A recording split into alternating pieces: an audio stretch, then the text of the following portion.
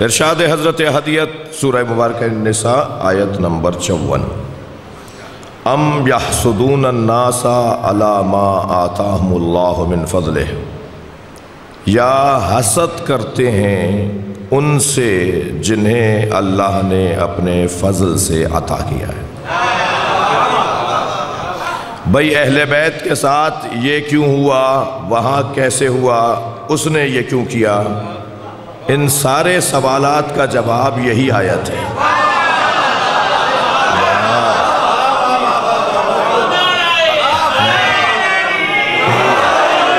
یہ میرے بچے، یہ میرے جوان جب سوال کرتے ہیں کہ ابھی تو نبی کی رحلت کو 3 دن گزرے تھے، یہ سیدہ کے دروازے پہ لکڑیاں کیسے آ گئیں؟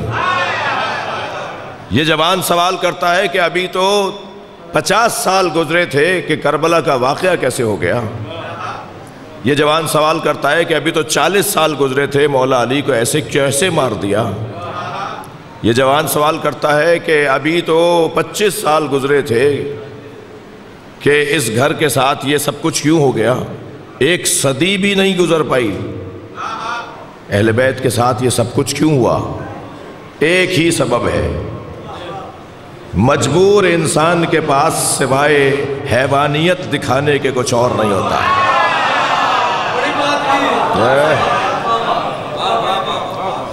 یہ آیہ کریمہ ایک مرتبہ آپ سن لیجئے اور اس کے بعد اس کی تفسیر پر غور کریں گے۔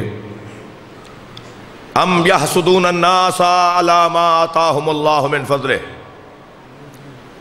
یا حسد کرتے ہیں ان لوگوں سے، غور کریں گے۔ بھئی میں لاہور میں مجلس پڑھ رہا ہوں، میرا پرانا علاقہ ہے، میں جتنا کراچی کا ہوں اتنا ہی لاہور کا ہوں، میری ریاضت، میری محنت شاید لاہور کی زیادہ ہے۔ ام یحسدون الناس علی ما آتاہم اللہ من فضلہ، یا حسد کرتے ہیں ان سے کہ جنہیں اللہ نے اپنے فضل سے عطا کیا ہے۔ نہ اللہ یہاں حسد کرنے والوں کا نام بتا رہا ہے۔ اگر اللہ مجرموں کے نام بتا دے تو یہ مجرموں کو اہمیت دینے کے مترادف ہے۔ بھائی قرآن سے حکمت سیکھیں، قرآن سے دانائی سیکھیں۔ ہم جب اپنے دشمن کا نام لیتے ہیں تو دشمن اہمیت پا جاتا ہے۔ اہل بیت کا دشمن اس قابل ہی نہیں ہے کہ اس کا نام لیا جائے۔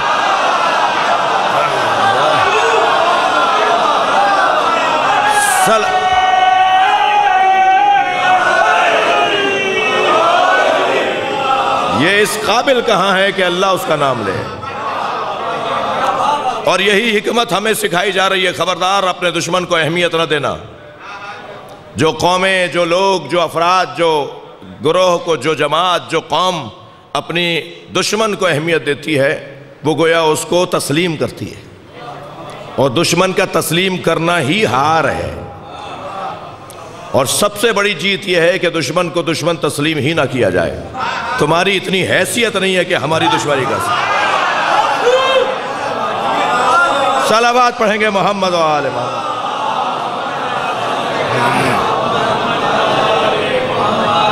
یہی میں اپنے ان بچوں اور جوانوں کو نصیحت کروں گا کہ اگر آپ کی کسی کے ساتھ کوئی پرخاش ہے، کوئی تناؤ ہے، کوئی کھچاؤ ہے، کوئی مسئلہ ہے، اور اگر وہ اپنا ہے اور غلط فہمی کی بنیاد پر ایسا کر رہا ہے تو اس سے پیار کرنا ہے، محبت کرنی ہے، اس کو جا کر غلط فہمی دور کرنی ہے۔ لیکن اگر وہ اپنا نہیں ہے، یعنی اپنا بے معنی جو میں عرض کر رہا ہوں، تو پھر اس کو اہمیت بھی نہیں دینی، اہمیت بھی نہیں دینی۔ توجہ چاہوں گا، اللہ جتنا اہل بیت کے دشمنوں کو ذلیل کرتا ہے نا،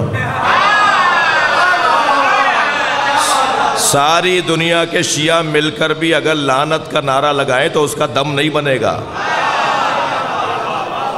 یعنی ہم سب مل کر بھی اگر ان سے تبرہ اور لعنت کا اعلان کریں تو وہ طاقت نہیں بنے گی جو اللہ نے اہل بیت کے دشمنوں کو ذلیل کیا ہے۔ سنا دوں آپ کو اللہ نے کیسے ذلیل کیا ہے؟ اللہ نے اہل بیت کے دشمنوں کو دیکھیے کیسے ذلیل کیا ہے۔ یریدون لیطفئوا نور اللہ بافواہہم واللہ متم نورہ۔ کچھ لوگ ہیں جو پھونکوں سے اللہ کا نور بجھانا چاہتے ہیں۔ اہل بیت کے دشمنوں کی ساری طاقت کو اللہ نے پھونک بولا ہے، اس سے زیادہ اور کیا ذلیل کرے گا؟ پیسہ، دولت، توانائی، حکومتیں، ان سب کو اللہ پھونک بول رہا ہے، پھونک۔ یہ اس قابل ہی نہیں ہے کہ ان کا تذکرہ کیا جائے۔ ہاں، جتنا اہل بیت کا تذکرہ ہوتا چلا جائے گا اتنا خود بخود اہل بیت کے دشمنوں کے بارے میں بھی احساس، جو دوری کا احساس ہے، وہ بڑھتا چلا جائے گا۔ یعنی اگر کسی کو یہ بات سمجھ میں آ جائے کہ مولا علی علیہ السلام کی عظمت کیا ہے، اور ایسے باعظمت کے ساتھ یہ ہوا، تو یہ ممکن ہی نہیں ہے کہ علی کے ساتھ یہ کرنے والے سے کوئی پیار کرے۔ ام یحسدون الناس علی ما آتاہم اللہ من فضلہ، یا حسد کرتے ہیں ان سے کہ جنہیں اللہ نے اپنے فضل سے عطا کیا ہے۔ اللہ نے فضل سے عطا کیا ہے۔ علی کا علم اللہ کا دیا ہوا ہے، علی کی سخاوت اللہ کی دی ہوئی ہے، علی کی غیرت اللہ کی دی ہوئی ہے، علی کا سارا سرمایہ اللہ کا دیا ہوا ہے، اور جس سے کوئی لے اور اسے یاد رکھے تو اسی کیفیت کو علی کہا جاتا ہے۔ بڑے بڑے لوگوں نے مجھے اور آپ کو، اگر ہماری مجلس اچھی سن لی جائے اور اچھے بیان ہو جائے اور فلاں قومی مسئلے میں ہم کوئی تیر مار لیں تو لوگ بڑا تعریفی کلمات سے ہمیں، میں لفظ کر رہا ہوں، چڑھاتے ہیں جی۔ اس وقت میں کبھی کبھی احساس ہونے لگتا ہے، اور بال برابر احساس ہونے لگتا ہے کم سے کم، کہ ہم کچھ ہیں۔ لیکن مولا کائنات نے تو یہ رستہ ہی بند کر دیا۔ اگر کبھی تم سے کوئی کارنامہ ہو جائے تو مولا نے اپنے بچوں کو کہہ کر کہا کہ میں اپنے چاہنے والوں کو یہ نصیحت کر رہا ہوں، اگر تم کچھ کر جاؤ تو وَعْلَمُوا أَنَّ النَّصْرَ مِنَ اللَّهِ، جان لو کہ کامیابی اللہ کی طرف سے ہے۔ تم نے کچھ نہیں کیا، یہ ہاتھ پیر سالم ہے۔ صلوات پڑھ لیں ذرا محمد و عالم۔